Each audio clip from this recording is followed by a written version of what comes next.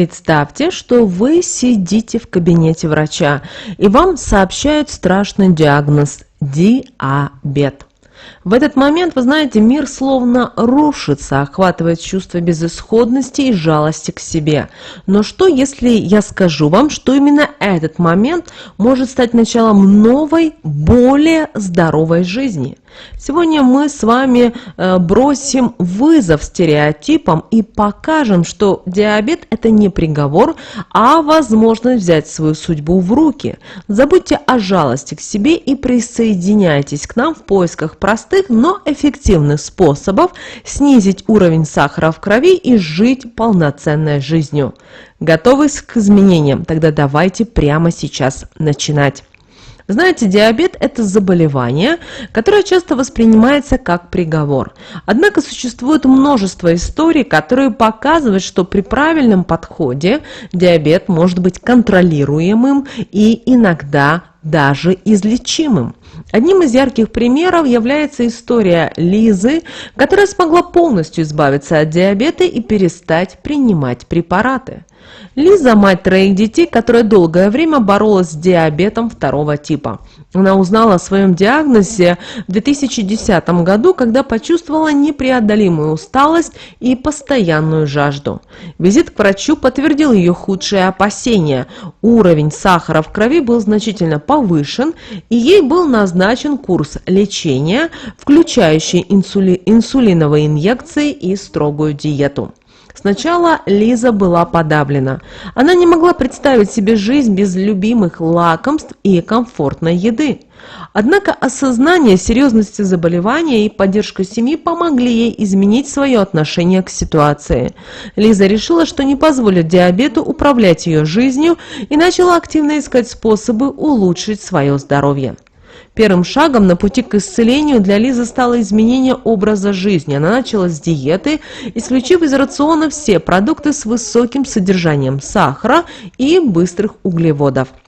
Вместо этого она сосредоточилась на употреблении овощей, белков и здоровых жиров. Лиза также начала следить за порциями и регулярно питаться, чтобы поддерживать стабильный уровень сахара в крови. Физическая активность стала также неотъемлемой частью ее жизни. Лиза начала с легких прогулок и постепенно увеличивала нагрузку, добавляя бег, занятия в тренажерном зале и йогу. Регулярные тренировки помогли ей не только снизить вес, но и улучшить чувствительность к инсулину. Одним из ключевых факторов успеха Лизы стала, конечно же, поддержка семьи и друзей. Они помогали ей придерживаться диеты, занимались с ней спортом и морально поддерживали в трудные моменты. Лиза также присоединилась к группе поддержки для людей с диабетом, где нашла новых друзей и единомышленников. В процессе своего пути к исцелению Лиза активно изучала научные исследования о диабете. Она узнала о новых методах лечения и подхода к контролю уровня сахара в крови. Одним из таких открытий стало влияние микробиома кишечника на метаболизм и уровень сахара. Лиза начала принимать пробиотики и добавлять в рацион продукты, богатые полезными бактериями, что помогло ей улучшить общее состояние здоровья. В 2022 году, спустя более 10 лет после постановки диагноза, Лиза достигла своей цели. Она полностью избавилась от диабета и перестала принимать препараты.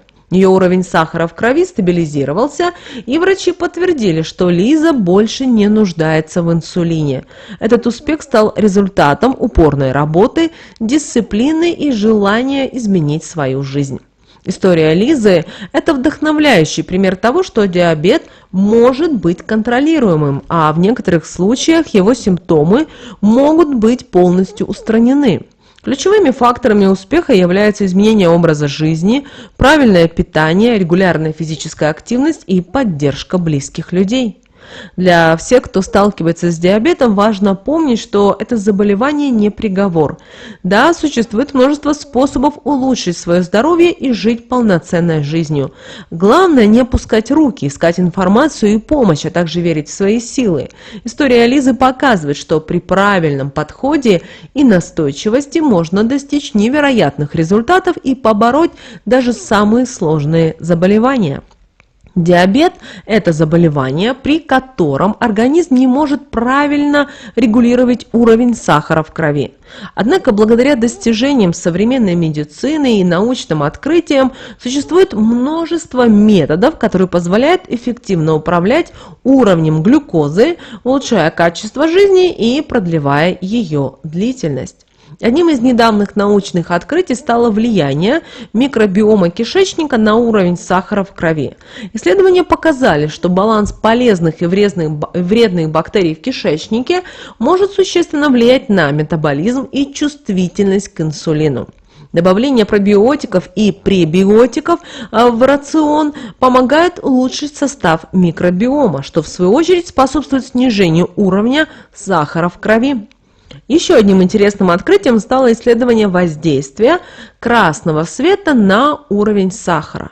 Ученые из Университетского колледжа Лондона обнаружили, что воздействие красного света может снижать уровень сахара в крови.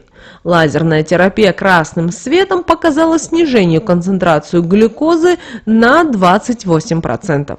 Это открытие действительно может изменить подход к лечению диабета и других метаболических заболеваний в будущем. Белая диета – это методика, которая основана на исключении из рациона продуктов белого цвета, таких как белый хлеб, белый рис, картофель и сахар. К сожалению, эти продукты содержат быстрые углеводы, которые вызывают резкие скачки уровня сахара в крови. Исключение этих продуктов помогает стабилизировать уровень глюкозы и улучшить общее состояние здоровья. Правильное питание является ключевым фактором в управлении уровнем сахара в крови.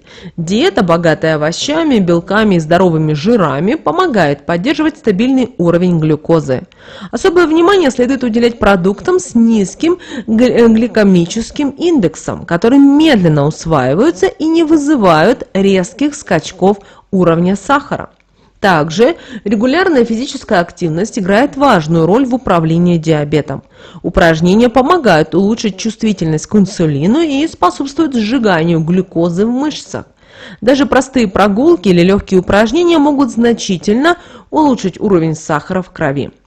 Прием витаминов и минералов также важен для контроля уровня глюкозы. Витамин С, хром, магний и цинк являются ключевыми элементами, которые помогают улучшить обмен веществ и снизить уровень сахара. Витамин С улучшает чувствительность клеток к инсулину, а хром помогает усваивать глюкозу, а вот магний и цинк поддерживают общий баланс микроэлементов в организме. Регулярный мониторинг уровня сахара в крови помогает контролировать диабет и своевременно реагировать на любые изменения. Существует множество современных глюкометров, которые делают процесс измерения удобным и достаточно быстрым. Стресс может значительно влиять и тоже на уровень сахара в крови, поэтому важно научиться управлять им. Техники релаксации, такие как медитация, йога, дыхательные упражнения помогают снизить уровень стресса и улучшить общее состояние здоровья. В некоторых случаях для контроля диабета необходим прием медикаментов. Важно следовать рекомендациям врача и регулярно принимать прописанные лекарства, чтобы поддерживать уровень сахара в пределах нормы. Диабет – это хроническое заболевание, которое нарушает способность организма правильно усваивать и использовать глюкозу – главный источник энергии. Существует несколько типов диабета, но наиболее распространенными являются первый и второй типы. Понимание различий между ними и подходов к их лечению имеет решающее значение для эффективного управления заболеванием. Диабет первого типа, также известный как инсулинозависимый диабет, обычно диагностируется у детей и молодых людей, хотя может возникнуть в любом возрасте. Он характеризуется тем, что иммунная система организма атакует и разрушает бета-клетки поджелудочной железы, которые производят инсулин. Инсулин – это гормон, необходимый для переноса глюкозы из крови в клетки, где она используется как источник энергии. Основной причиной диабета первого типа является аутоиммунная реакция, при которой организм ошибочно атакует свои собственные клетки. Это может быть вызвано генетическими факторами, вирусными инфекциями или другими триггерами. Симптомы диабета первого типа, как правило, включают частое мочеиспускание, сильная жажда и голод, потеря веса, усталость и слабость и затуманенное зрение. Лечение диабета первого типа включает пожизненное введение инсулина, так как организм не может производить его самостоятельно. Инсулин можно вводить с помощью инъекций или инсулиновой помпы. Кроме того, важно следить за уровнем сахара в крови и придерживаться здоровой диеты, а также заниматься физической активностью.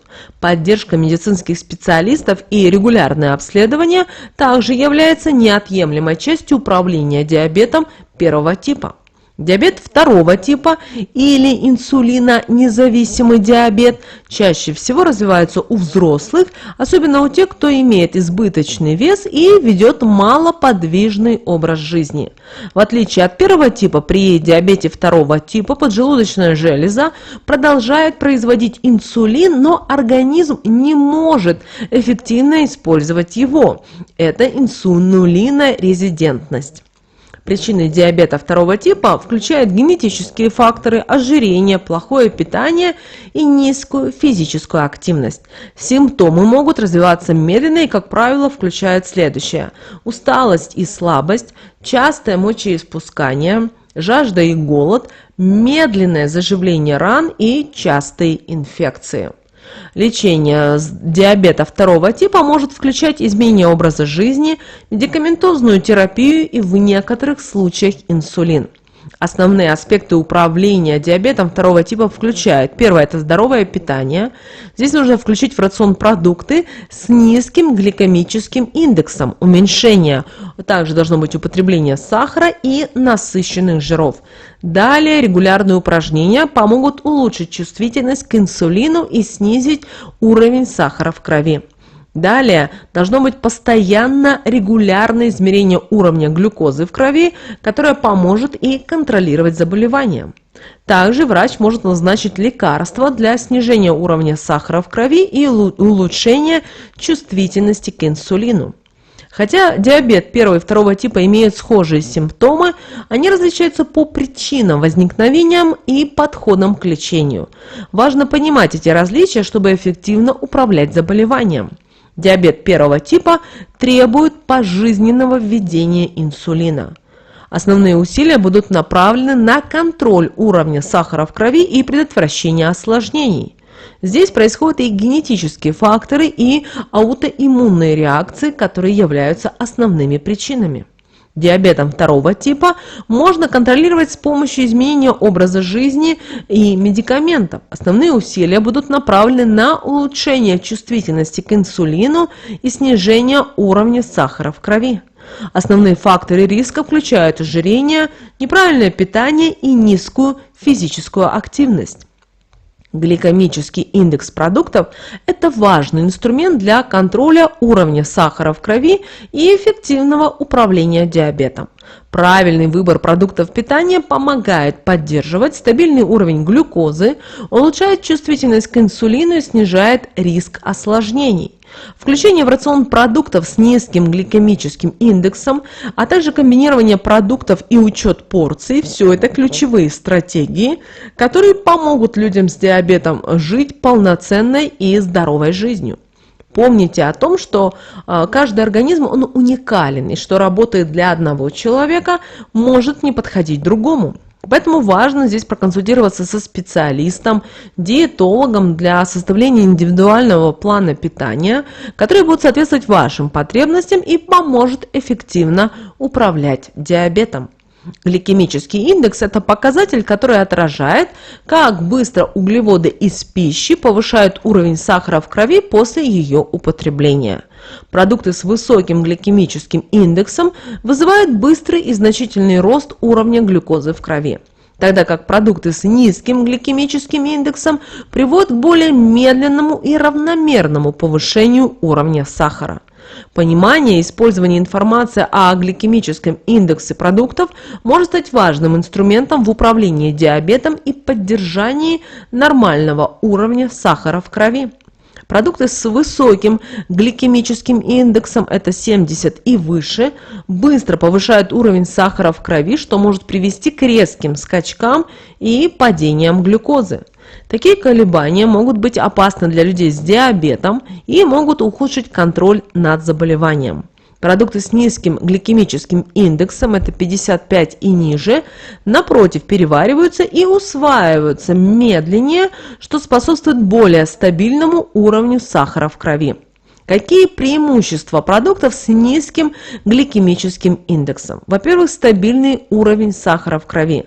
Дело в том, что происходит медленное переваривание углеводов, которое предотвращает резкие скачки глюкозы, что особенно важно для людей с диабетом. Далее, продукты с низким гликемическим индексом помогают дольше сохранять чувство сытости, что может способствовать контролю аппетита и предотвращению переедания. Потребление продуктов с низким гликемическим индексом может и улучшить чувствительность клеток к инсулину, что является важным фактором в управлении диабетом второго типа. А также стабильный уровень сахара в крови помогает снизить риск развития осложнений, связанных с диабетом, таких как повреждение сосудов, нервов и органов. Давайте уделим внимание теперь продуктам с разными гликемическими индексами. Итак, продукты с высоким гликемическим индексом. Это белый хлеб и булочки, это белый рис, это картофельное пюре, это кукурузные хлопья, это конфеты и сладости. Теперь поговорим о продуктах с низким гликемическим индексом. Сюда относятся цельнозерновой хлеб, это коричневый, также рис, овсянка, яблоки и груши и зеленые овощи, брокколи, шпинат и так далее. Как правильно использовать гликемический индекс в своей повседневной жизни? Составление рациона на основе продуктов с низким гликемическим индексом может существенно улучшить контроль над уровнем сахара в крови. Например, замените белый хлеб цельнозерновым, а картофельное пюре на сладкий картофель-батат, который имеет более низкий гликемический индекс. Также комбинируйте продукты с высоким и низким гликемическим индексом, чтобы снизить общий гликемический индекс блюда. Например, можно добавлять овощи с низким гликемическим индексом к блюдам, которые содержат углеводы с более высоким гликемическим индексом. Даже продукты с низким гликемическим индексом могут привести к повышению уровня сахара в крови, если их употреблять в больших количествах. Поэтому здесь важно контролировать размер порций и не переедать. Контроль уровня сахара в крови является одной из важнейших задач для людей с диабетом. Помимо правильного выбора продуктов с низким гликемическим индексом, употребление определенных напитков и продуктов может существенно улучшить состояние здоровья и помочь в управлении диабетом. Давайте рассмотрим некоторые из них. Это, конечно же, в первую очередь, друзья, жизненно важный напиток – вода. Вода – это основной и самый важный напиток для всех людей, особенно для тех, кто страдает диабетом. Потребление достаточного количества воды помогает поддерживать гидратацию организма, улучшает функции почек и способствует выведению излишков сахара через мочу. Какие же преимущества воды? Во-первых, идет поддержание водного баланса в организме, и тем самым вы помогаете клеткам функционировать более эффективно. Вода помогает и почкам выводить токсины и лишнюю глюкозу из организма. И, конечно же, регулярное потребление воды может способствовать снижению уровня сахара в крови. Контроль уровня сахара в крови – это задача, которая требует комплексного подхода и которая включает в себя не только медицинские рекомендации и диету, но и народные методы. Несмотря на то, что эффективность многих народных средств не всегда подтверждена научными исследованиями, они могут быть полезны как вспомогательное средство. Важно помнить, что перед использованием любых народных методов необходимо проконсультироваться со специалистом. Витамины и микроэлементы, запомните, они играют ключевую роль в поддержании нормального уровня сахара в крови и общего здоровья. Важно понимать, какие из них наиболее полезны при диабете. И первый – это витамин С. Почему именно он? Дело в том, что он улучшает чувствительность клеток к инсулину и способствует укреплению иммунной системы. Далее хром. Хром помогает в усвоении глюкозы клетками и участвует в метаболизме углеводов и жиров. Далее магний. Недостаток магния может привести к повышению уровня сахара в крови. Также магний поддерживает нормальную работу сердца и нервной системы. Далее, друзья, цинк. Цинк важен для нормального обмена веществ, а также он поддерживает иммунную функцию. Потребление продуктов, богатых этими витаминами и минералами, может помочь в контроле уровня сахара. Например, витамин С содержится в цитрусовых, в киви, в ягодах, хром в брокколи, в зерновых, в орехах, магний в темной зелени, в орехах и семенах, цинк в мясе, морепродуктах и в тыквенных семечках. Существует множество народных рецептов, которые помогут вам снизить уровень сахара в крови. Некоторые из них основываются на использовании доступных и недорогих продуктов. Давайте мы с вами проговорим. Первый – это чай из череды и мелисы. Именно этот травяной чай не только снижает уровень сахара в крови, но и обладает успокаивающим эффектом. Для приготовления такого чая из череды и мелисы вам потребуется 1 чайная ложка крупно нарезанной мелисы и 1 чайная ложка череды и 250 мл кипятка. Положите травы в термос и залейте кипятком. Обязательно дайте настояться 15 минут, пейте как чай после еды. Далее отвар из черники. Помните, листья черники содержат вещества, которые могут помочь снизить уровень сахара в крови. Для этого понадобится 1 столовая ложка сухих листьев черники и 200 мл кипятка. Залейте листья кипятком и настаивайте 30 минут. Пейте по 1/3 стакана 3 раза в день до еды. Далее настойка из осиновой коры. Осиновая кора издавна используется для снижения уровня сахара. Итак, что для этого нам потребуется? 2 столовые ложки измельченной осиновой коры и 500 мл воды. Залейте кору водой и доведите до кипения. Обязательно варить нужно на медленном огне 10 минут. После этого настаивайте полчаса и пейте по 50 мл 3 раза в день перед едой. Далее огурцы и черная смородина. Именно эти продукты могут стать отличным дополнением к рациону, способствуя снижению уровня сахара. Почему? Потому что огурцы содержат вещества, которые снижают уровень сахара в крови, и вообще огурцы рекомендуется добавлять в салаты или употреблять в свежем виде.